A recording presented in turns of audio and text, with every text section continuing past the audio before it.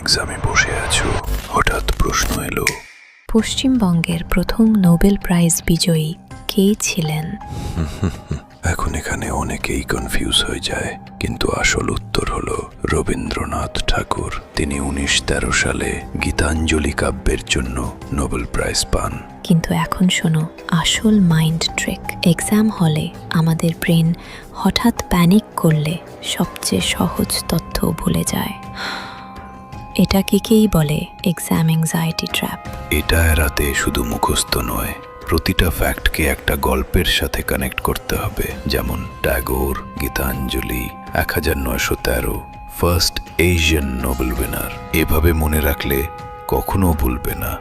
মনে রেখো, শুধু রটালে হবে না, স্মার্ট টেকনিক ব্যবহার করলে জিকে তোমার নিজের হয়ে যাবে। আর এমন আরো বেঙ্গল জিকে মাইন্ড হ্যাকস পেতে চাইলে এখনই ফলো করো, কারণ এটা শুধু শুরু।